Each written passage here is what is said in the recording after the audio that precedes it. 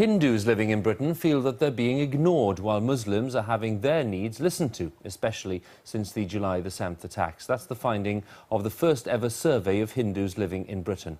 Our correspondent Emily Buchanan has a preview of the report and she joins us now. Yes, Hugh.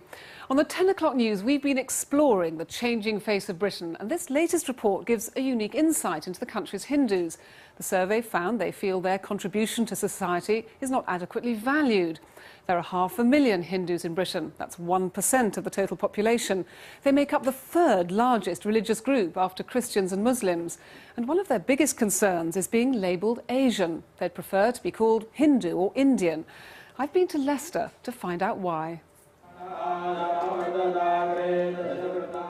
A special festival of fire, Hanuman Yagna, 40,000 reciting prayers and burning ghee, nuts and sesame seeds, offerings to bring peace to the world. But behind the serene exterior, there's an undercurrent of growing frustration. Chandu Matani came here from Zambia 30 years ago. His generation's been patient and well integrated, but even he wonders whether Hindus should now be more assertive. We don't put our request loudly, those who put the request or demands, they get it, Mr. Matani runs this sari and music shop, one of hundreds of businesses at the core of Leicester's economic revival. The report commissioned by the Hindu Forum of Britain shows the second and third generations questioning the value of so much self-sufficiency. They feel government's just taken them for granted.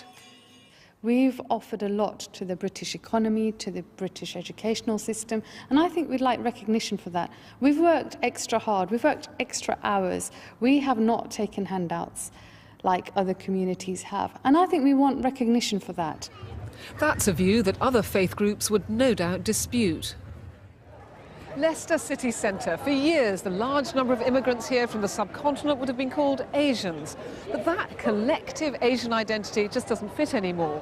Increasingly, Hindus say they don't want to be grouped under that ethnic umbrella. They want to be recognised for their distinct contribution to Britain.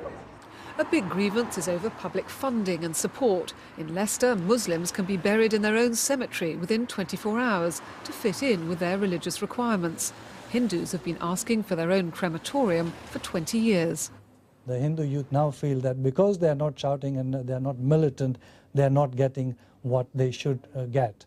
So perhaps if we don't address this very, very quickly, we will lose control of the Hindu youth, which we don't really want.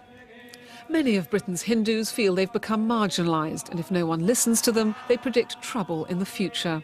The government's responded, saying the report raises important issues and it praises the Hindu contribution to society. So, as Britain changes, Hindus are beginning to flex their political muscle. To do so, they need to be seen as a separate faith group and not mixed up with Muslims. But people we spoke to did recognise this had to be done sensitively so as not to provoke conflict. Hugh. Thanks very much, Emily. Across